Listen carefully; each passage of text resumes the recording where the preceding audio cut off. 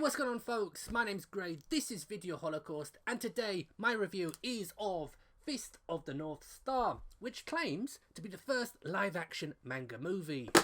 It wasn't. It wasn't even the first in the West. But, according to some crowd called The View, it is better than Mortal Kombat and Street Fighter put together. I'll be the judge of that. For those of you who didn't waste your youth watching an obscene amount of low-budget action movies from around the world, chances are you haven't a clue who the star of this movie, Gary Daniels, is.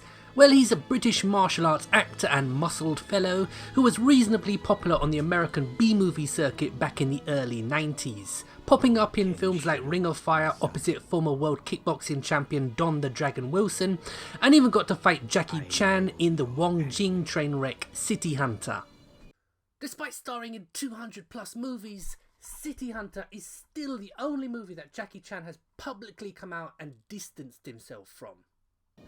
Having served his apprenticeship in the murky world of straight-to-video movies watched only by weirdos like myself, Gary found himself cast as the titular Fist of the North Star Kenshiro in this 1995 live-action adaptation of the popular anime and manga, acting with some well-known names such as Malcolm McDowell and the late great Chris Penn. I'm not gonna hurt you. I almost hurt myself.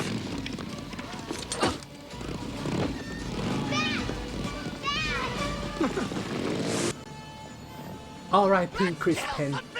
You were twice as talented as your overrated brother. The story follows the anime originals very closely, but here's where things start to go wrong. The manga that inspired it was designed from the outset to be epic in scale, and in 1995, before the widespread use of CGI, the movie just can't compare. In fact, Gary, a couple of years later, would come out and say some interesting things about his involvement in the movie, such as its budget was supposed to be much larger when he initially signed on, and the fact that he had major disagreements with the film's director, Tony Randall, who also directed Hellraiser 2.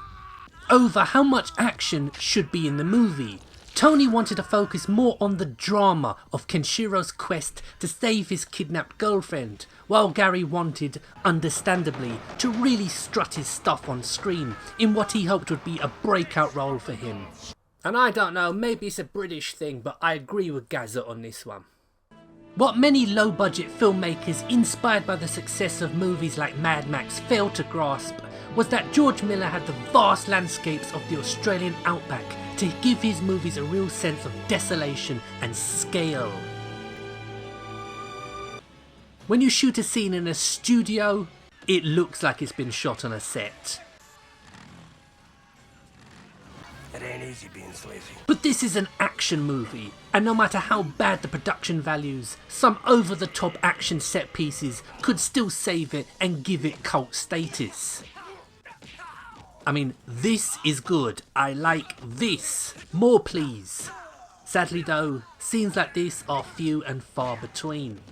Baronson and Tetsuo Hara, the creators of the original manga, pushed the boundaries of action comics in Japan. The animated series that followed may have dated terribly, but also pushed what could be shown on Japanese telly. And of course the animated movie. What most Westerners know of this franchise comes from that 1986 action extravaganza. But this live action outing is poor by any standard you want to measure it by. Gary Daniels' career would largely tail off after this, and his biggest claim to fame in recent years is appearing as a silent henchman in the first Expendables movie. It doesn't quite fall into the so bad it's good territory, it's just boring and derivative. Avoid, unless you're a weirdo, like me. I wanted to like this movie, I really did, but it gave me so little to work with. And while there's some nice scenes in it, and Gary Daniels is as good a martial artist as you're ever likely to find, this film is a letdown to Fist fans, but more importantly, this film is a letdown to action movie fans. I mean, Chris Penn is the best thing in this movie. So anyway, my name's Gray, you've been watching Video Holocaust. I'll have some more videos up soon, so thanks for watching. Goodbye.